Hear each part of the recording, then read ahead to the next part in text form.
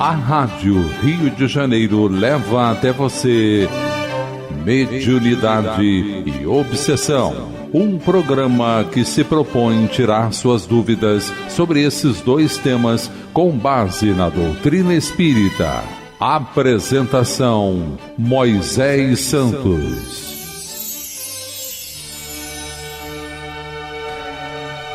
Caríssimos ouvintes da Rádio Rio de Janeiro, eu sou Moisés Santos. Este é o programa Mediunidade e Obsessão que você acompanha aqui conosco, meu caro ouvinte, pela Rádio da Fraternidade Legítima e do Amor, a Rádio Rio de Janeiro, a rádio que toda a família pode ouvir. Hoje vamos apresentar um programa especial de final de ano. Vamos apresentar um conteúdo relacionado ao tempo, ao espaço e uma mensagem ao seu coração referente ao mesmo tema. Vamos abordar a Gênese de Allan Kardec em seu capítulo 6, que intitula-se Uranografia Geral. A palavra uranografia refere-se ao conteúdo da astronomia, que é uma ciência que tem por objetivo a descrição do céu, da astronomia e da uranologia, que é uma palavra sinônima de uranografia. E vamos abordar o tema O Espaço e o Tempo. É uma mensagem ditada à Sociedade Espírita de Paris pelo médium Camille Flammarion, que foi assinada por Galileu em 1862 e em 1863. Portanto, mais de uma mensagem. São os itens 1 e 2. O espaço e o tempo. Item 1. Várias definições do espaço foram dadas. Eis a principal. O espaço é a extensão que separa dois corpos, de onde certos sofistas deduziram que onde não houvessem corpos, não haveria espaço. É sobre o que doutores em teologia se baseiam para estabelecer que o espaço fosse necessariamente finito, alegando que os corpos limitados a certo número não saberiam formar uma sucessão infinita, e que neste lugar onde os corpos parassem, o espaço pararia também. Há ainda a definição de espaço: o lugar onde se movem os mundos, o vazio onde haja matéria, etc. Deixemos nos tratados onde eles repousam todas essas definições que nada definem. O espaço é uma dessas palavras que representa uma ideia primitiva e axiomática, evidente por ela própria, e cujas diversas definições que se possa dar só servem para obscurecer.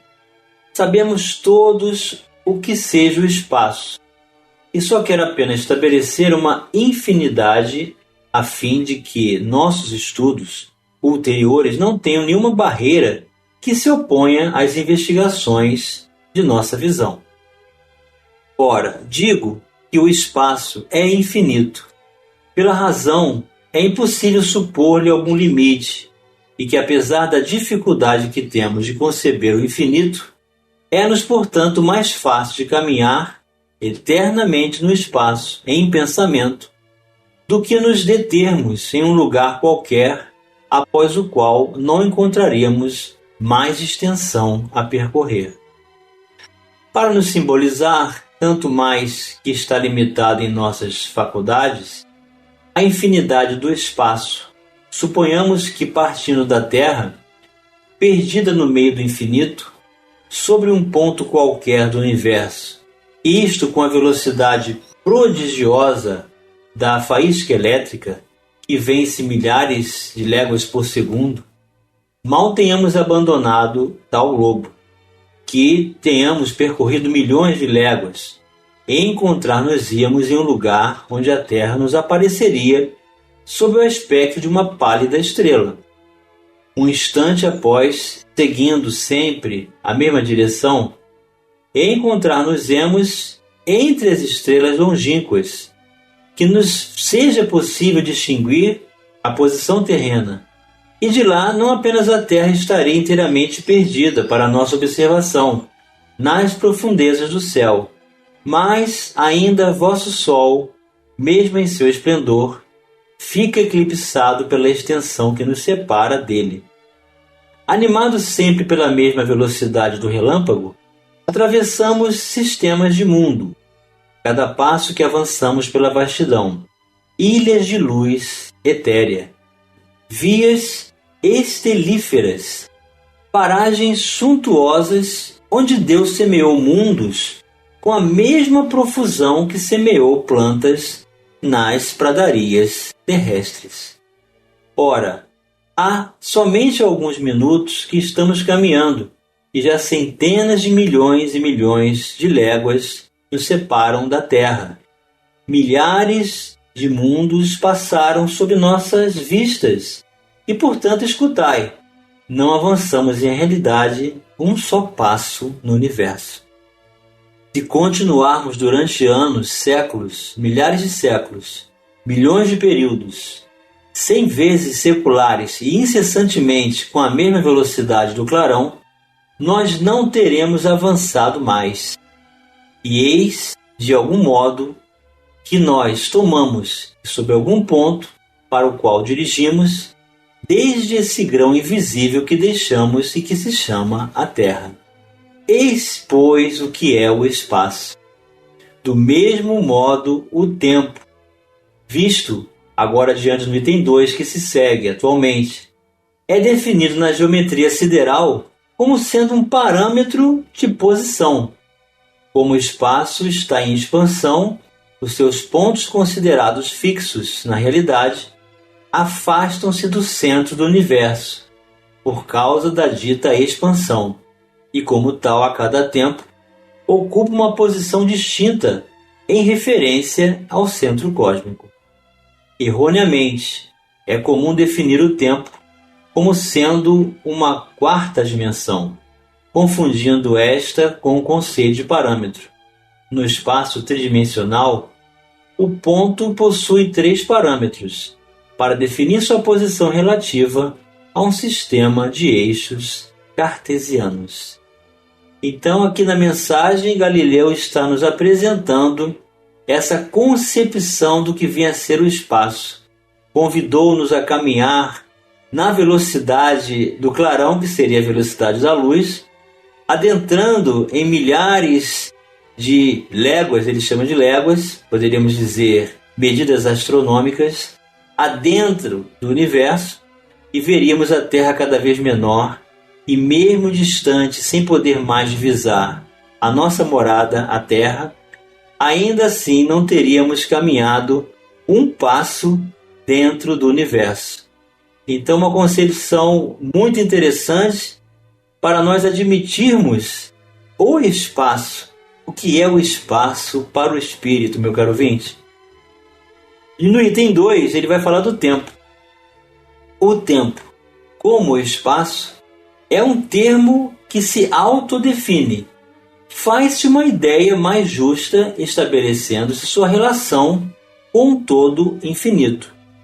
Então sabemos que precisamos do tempo para recontar as nossas ocupações, estabelecer rumos, ressignificar valores, reconsiderar condições e convicções, aprender sempre, progredir sem cessar, como afirma Allan Kardec. Precisamos desses ciclos para nos estimularmos à renovação. O tempo está relacionado a uma referência de uma partícula radioativa do átomo, cujo parâmetro estabelece em um período de distância que ele estabelece como deslocamento, como sendo o segundo. Então, o segundo que nós temos hoje não é mais o segundo que tínhamos há 200 anos atrás, por exemplo. A referência era outra. Da mesma forma, os meses na época de Jesus era o calendário lunar. E não tinha domingo. O domingo foi inventado por um imperador para que ele pudesse descansar. Então, vamos ver na Bíblia personagens com idades de 700 anos de vida, mas na verdade, se formos relacionar com o tempo de hoje, são a média do que se tem naturalmente, os tais 80 anos que hoje vivenciamos. Então o tempo se refere à matéria, mas o tempo é presente, meu caro ouvinte. O tempo de Deus é o hoje, e a nossa fé no futuro nos qualifica para que estabeleçamos, dentro dessa possibilidade de viver no espaço infinito, na vida de espírito, vivenciarmos nossa experiência com muita qualidade no campo material, para que possamos ter a saúde do espírito e poder divisar todo esse espaço dentro do tempo de Deus. E ele continua dizendo: o tempo é a sucessão das coisas. Ele está ligado à eternidade, da mesma maneira que estas coisas estão ligadas ao infinito. Suponhamos-nos a origem de nosso mundo. Nesta época primitiva, em que a Terra ainda não se equilibrava sob o divino impulso, numa palavra, no começo da Gênese. Então, mais uma vez, estamos sendo convidados a viajar no tempo, considerando que a Terra ainda não está na sua condição definitiva, apropriada para estabelecer a vida sobre ela, ou seja, o começo, a sua própria Gênese. Nessa época, o tempo não havia ainda saído do misterioso berço da natureza, e ninguém pode dizer em que época do século estamos, já que o pêndulo dos séculos não estava ainda em movimento. Então vamos nos imaginar viajando no tempo, assistindo à formação da Terra, sem a possibilidade de divisar esse tempo, porque não há séculos. Não há formação da Terra, não há referência, não há dia, não há noite. Assim como as grandes eras pela qual a Terra passou, e são outros tantos períodos de milhões de anos que devemos atravessar. Vamos continuar avaliando o espaço e o tempo no especial de Ano Novo para você hoje, meu caro ouvinte, já no próximo bloco. A Rádio Rio de Janeiro está apresentando Mediunidade e Obsessão. Participe do programa Mediunidade e Obsessão enviando sua sugestão ou pergunta para o e-mail meo@radioriodejaneiro.am.br ou pelo WhatsApp 984867633 aos cuidados de Moisés Santos. A Rádio Rio de Janeiro está apresentando Mediunidade e Obsessão. Apresentação Moisés Santos. Caríssimos ouvintes da Rádio Rio de Janeiro, voltamos agora para o segundo bloco do nosso programa de hoje, em que estamos apresentando um especial de Ano Novo para você, meu caro ouvinte, considerando os conceitos de espaço e tempo, para avaliarmos toda essa estrutura da qual vivemos relacionados com os novos ciclos, com a apresentação das datas que representam o Ano Novo, o novo recomeço, as possibilidades de estabelecermos novos rumos, novas escolhas e buscarmos sempre o aprimoramento, a qualificação pessoal, desenvolver a fé no futuro, ter esperança, desenvolver a positividade, sermos otimistas por conta dessa mesma esperança que pode nascer sempre em nossos corações, renovando nossas vidas, meu caro ouvinte. Estamos abordando a Gênese de Allan Kardec, no seu capítulo 6, intitulado Uranografia Geral, Considerações sobre o Espaço e o Tempo, mensagem ditada por Galileu Espírito, ao médium Camille Flammarion, na Sociedade Espírita de Paris. Mensagens datadas em 1862 e 1863. Para termos uma noção do que vem a ser essa condição de dimensão física, o tempo, Galileu está nos convidando a retornarmos mentalmente, imaginariamente, ao início da existência do planeta Terra, no seu começo, ou seja, na sua gênese. E nos convida ao silêncio. Mas silêncio. Vamos silenciar dentro de nós e manter essa conexão da imaginação, viajando no pensamento. A primeira hora de uma terra isolada soa ao timbre eterno. O planeta se põe ao espaço e então existe tarde e manhã. Além da Terra, a eternidade permanece impassível e imóvel, embora o tempo marche para o bem de outros mundos. Sobre a Terra, o tempo a supre e, de acordo com uma sequência determinada de gerações, serão computados os anos e os séculos. Então veja que interessante, estamos assistindo ao nascimento da Terra na sua primeira hora, e mesmo assim, cada um dos outros orbes do universo que já existem, já estão relacionados na sua condição de observação do tempo próprio. Transportemo-nos agora ao último dia deste mundo, a hora em que, curvado sob o peso da vetustez, a Terra se apagará do livro da vida, para não mais reaparecer. Aqui a sucessão dos acontecimentos para. Os movimentos terrestres, que mediam tempo, se interrompem, e o tempo termina com eles. Então, daqui a bilhões de anos, nós não teremos mais o orbe terrestre como morada, na condição física em que ela se encontra. Então, não estaremos mais vivenciando a condição que vivemos hoje. Já seremos espíritos evoluídos, sem a necessidade de vínculo com a matéria.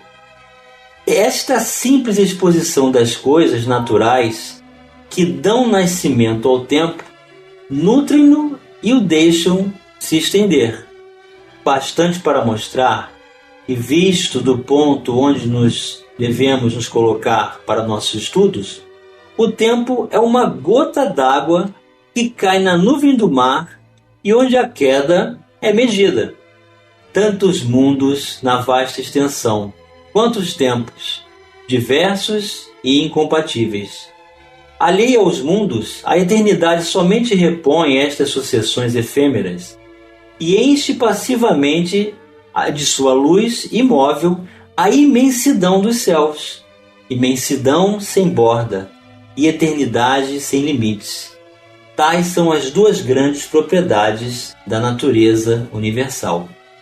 O olho do observador que atravessa, sem jamais encontrar embargo às distâncias incomensuráveis do espaço, e do geólogo que remonta além dos limites das idades, ou que desce nas profundezas da eternidade, boquiaberto, onde eles se perderão um dia, procedem de acordo, cada qual dentro da sua visão, para adquirir esta dupla noção de infinito, noção e duração.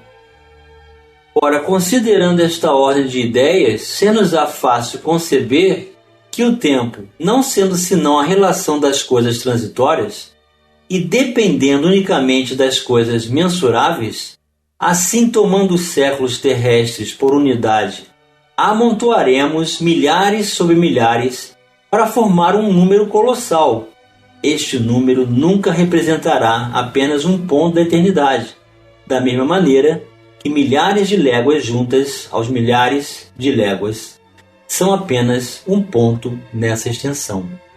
Assim, por exemplo, estando os séculos fora da vida etérea da alma, poderemos escrever um número também longo, como o equador terrestre, e nos supormos velhos em números de séculos, sem que em realidade nossa alma compute um dia a mais. E editando a este número indefinível dos séculos uma série longa, como daqui ao Sol, de números semelhantes, ou mais consideráveis ainda, e imaginando-nos viver durante a sucessão prodigiosa de períodos seculares, representado pela adição de tais números, até que cheguemos ao termo, o amontoado incompreensível de séculos, que pesará sobre nossas cabeças, será como se não o fosse. Restaria sempre ante nós a eternidade incompleta. O tempo é apenas uma medida relativa da sucessão das coisas transitórias. A eternidade não é suscetível de nenhuma medida, ao ponto de vista da duração. Para ela não há nem começo nem fim. Tudo lhe será presente. Se séculos de séculos são menos que um segundo perante a eternidade, o que será então a duração da vida humana? Deixou para nós Galileu essa pergunta, meu caro ouvinte. Vamos compreender a eternidade como sendo um tempo que não se pode medir. Eis o que o espírito pode viver desvinculado da matéria. Por enquanto estamos na matéria, vamos contando o tempo, os ciclos e as possibilidades de estímulo de renovação para as nossas vidas. E chegou o momento, meu caro ouvinte, de você receber a mensagem ao seu coração. Mensagem ao coração. Do livro Doutrina e Vida, autores diversos, no capítulo 3, Ante os novos tempos. Brilham áureos tempos novos. A inteligência domina. Fala a razão cristalina. Estuda, aclara e deduz. A ciência larga a terra, onde refugie de rastros para a conquista dos astros, sob o fascínio da luz. No bojo do firmamento, do chão à face da lua, a pesquisa continua. Engenhos e lumaréus. A eletrônica revela vida mais alta e mais rica. E o homem se comunica, povo a povo, céus a céus. A cultura pede frente, entre aplausos invulgares, no ar, no solo, nos mares. Em tudo, o apelo ao porvir. De ponta a ponta do globo, em vasta ascensão na história, clama o cérebro, mais glória. Grita o mundo, progredir. Mas no concerto dos louros, em que a ideia se embriaga, brado aflitivo pervaga, o choro da multidão. São milhões de almas cativas. A ignorância na terra, que a noite da angústia encerra nos vales de provação. A mágoa segue a penúria, o crime instala a doença. Lastima-se turba imensa, encarcerada na dor. A legião do protesto volve a barbárie sombria, supondo na rebeldia o facho libertador. A guerra distende as garras, surgem conflitos de sobra. A descrença se desdobra em chaga descomunal. E a força do raciocínio, do píncaro a que se eleva, não barra a invasão da treva, nem doma a fúria do mal. Do alto, porém, dimana a visão diversa das coisas. Os mortos rebentam lousas e rompem vozes do além. São mensageiros do eterno, anjos do céu sem escolta, trazendo Jesus de volta para a vitória do bem.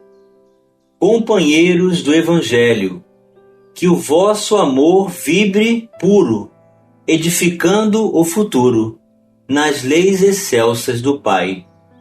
Eis que o Cristo nos conclama, sob o fulgor do cruzeiro, repetindo ao mundo inteiro: espíritas, educai. Assinou o poeta Castro Alves, aquele que nos convida a voar mais alto nos valores da libertação dentro dos direitos humanos, mas convidando-nos ao uso do Evangelho em nossas vidas. Para tanto, iniciemos o nosso ano com muito fulgor no coração, sabendo que todas as conquistas são realizações pessoais do esforço de cada um de nós, meu caro ouvinte. Receba muita luz, muita paz em sua vida, um ano repleto de realizações, de luz e de amor. Um grande abraço e até o próximo programa. A Rádio Rio de Janeiro apresentou Mediunidade e Obsessão.